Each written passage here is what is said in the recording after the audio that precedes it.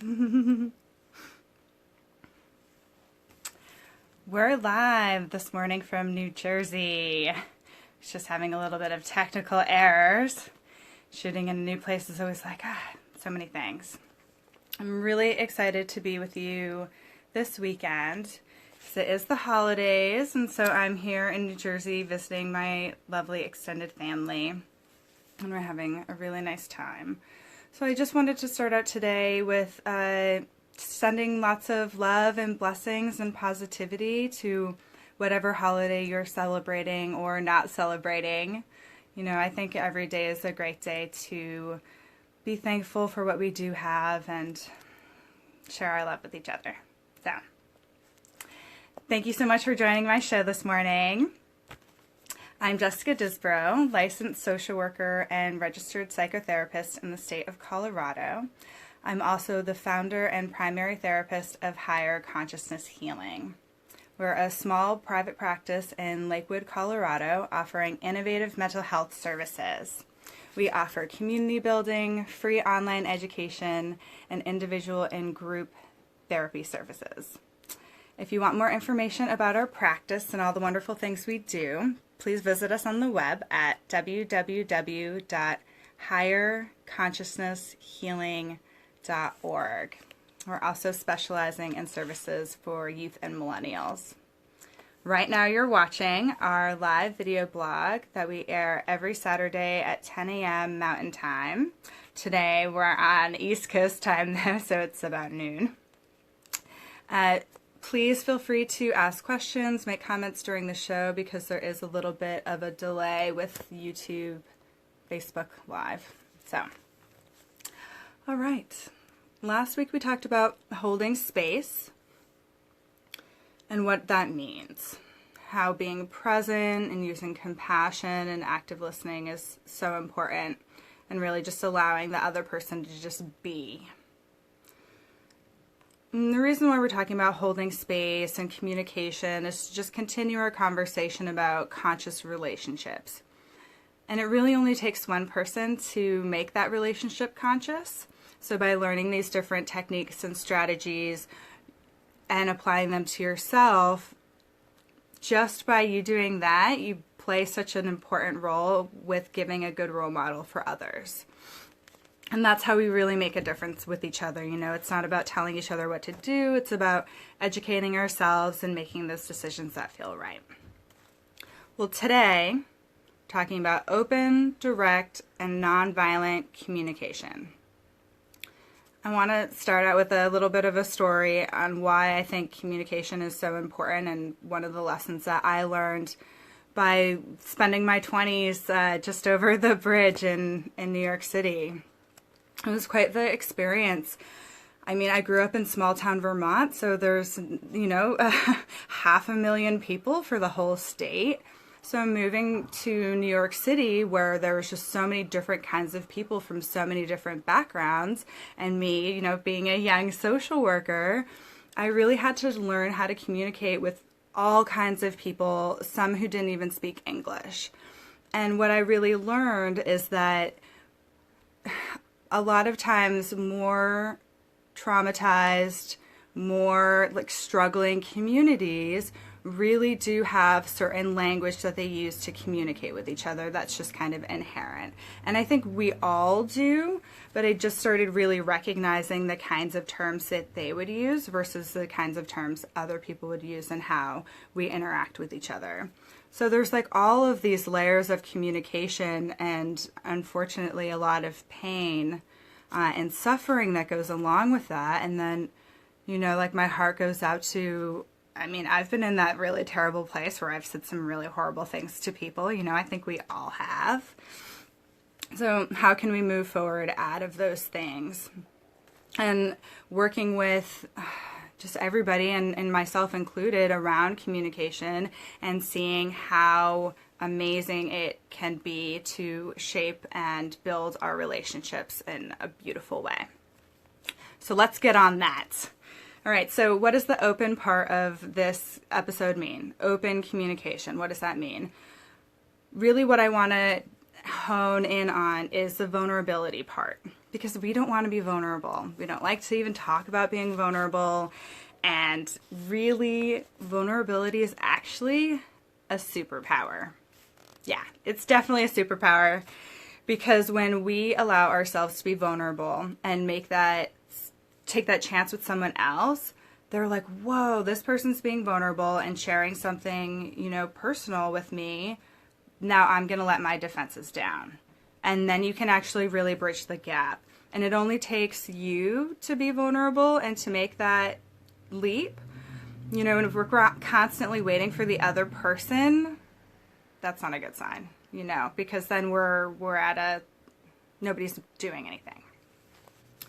So building a safe emotional space for yourself with active trust is part of that vulnerability piece. So in order for us to be vulnerable, we need to make a safe space for ourselves with active trust. Not waiting for the universe to prove that we can trust it, but just trusting that it's going to be okay and that, we're learning the lessons we need to learn.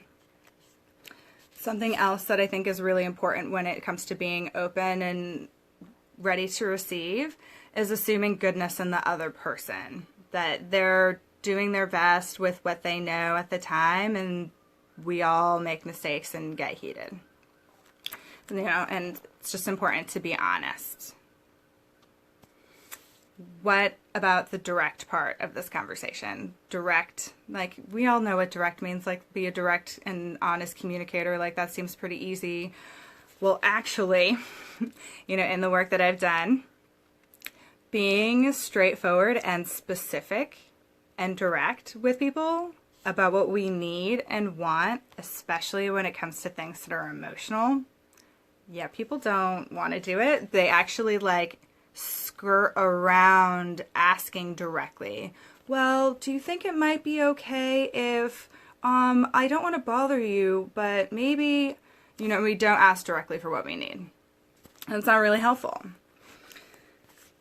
And ultimately, it's because we feel insecure about asking for what we need and what we want. And we just kind of have a natural tendency to avoid it a lot of times because we're fearing rejection. We're fearing other people's judgments. We're fearing them comparing us to other people. Well, other people can do this. Why can't I? And none of that's really that helpful. It's not. So admitting that being direct is difficult sometimes, I think, is really beneficial for us all. And what about the nonviolent part of this episode? Well, the book that I'm specifically referencing, I will show you even though it's backwards. Right there. So it's Nonviolent Communication, A Language of Love by Marshall B. Rosenberg, PhD. And he has been working on this since the 60s, actually. That's when he first started it. And it's really about peacemaking between parties. It's incredibly helpful. And this is the second edition of the book. I'd really recommend getting a copy because I'm just going to touch upon bits and pieces during this show. I'd really recommend getting the book because communication affects every part of our lives, because really our lives are built around relationships. And when we can iron those things out, it's peacemaking. It's really peacemaking. So what is nonviolent communication? It's a way for us to communicate which leads us to give from the heart, with all that empathy, unconditional giving, holding space, all that good stuff. But what does the nonviolent part mean? Why don't we just call it compassionate communication? Which they do, but it's called nonviolent on the title for a reason. Think about kids' shows. You have the bad guy and you have the hero, and you have children watching this and adults and for action movies and more adult films. And the hero's chasing the bad guy because the bad guy's done something wrong. The hero says, you did this thing and I believe it's wrong. And I'm going to chase you down and I'm going to beat you and I'm going to win over you. well, what if that bad guy just had a different value system and a different perspective? And the bad guy actually didn't think he was doing anything wrong and instead feels really judged by the hero because really they're just two different people seeing the world from two different ways. And while we think that it's really cut and dry, being good or being bad, it's actually incredibly gray. And when you talk about people who have grown up in challenging environments, people who haven't been surrounded by lots of love and harmony, which I think is a lot of us, really, that, like, it's just hard. So it's easy to identify with the hero and want to beat the bad guy because it makes life a lot easier. And then we can say, oh, it's your fault. But really, we need to bridge the gap between all of that and stop making people out to be the bad guy and judging people because they have different values or perspectives than us. So that's why we really need to kind of stop this kind of violence, because really that's what it is when we make these judgments and like this nastiness to other people. It is a form of passive violence that we don't really want to own up to. So having compassionate communication is so important, you know, and connection is the goal. It's really about the connection. It's not about competition. It's not about being right. The communication is about that connection. Well, what gets in the way of all of this great, compassionate, nonviolent communication? Moral judgments, value judgments, which I think we clearly went over in the example before. Making comparisons. You know, that's so easy for us to do. And you know, we cause a lot of this violence on ourselves too, in the way that we communicate to ourselves up here. We're so critical, so judgmental. You could have done this better. Look at this person. They do it so much better. Blah, blah, blah. Like, you know, so important to recognize. Denial of responsibility is also another thing that gets in the way. It wasn't my fault. It was his fault. We all need to take responsibility for our own actions and feelings, no matter what's going on. And then another thing that really gets in the way is life alienating communication. And that's when it's like you are not like anybody else and everybody else is the group and you're different. You know, you're alienated from life. You're just that different. And I think a lot of us feel at different times that we are so different and can't be accepted by everyone. But really, we all kind of feel like that. So the book really fleshes out what makes it difficult to communicate and what those blocks are in some of the first chapters. So I just wanted to cover that briefly.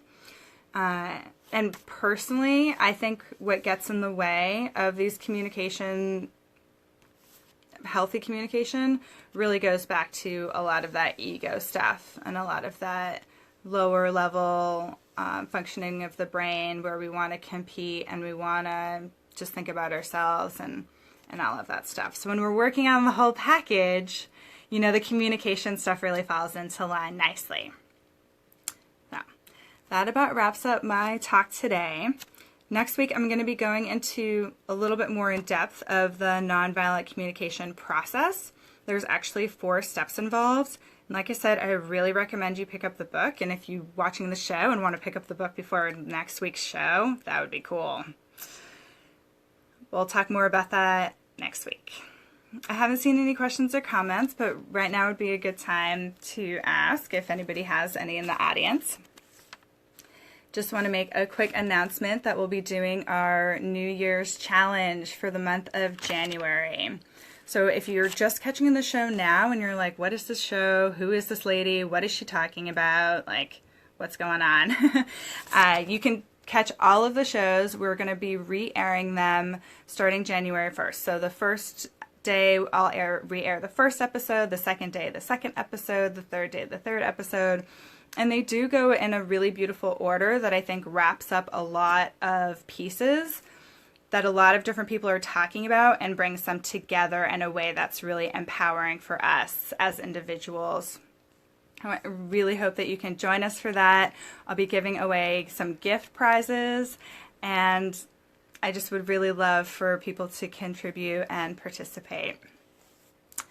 All right, I still don't see any questions or comments. If you do want to join our New Year's challenge, make sure you like and follow our page. And there's some details that I've pinned to the top of the wall. Make sure you read all of those if you're interested in receiving a gift.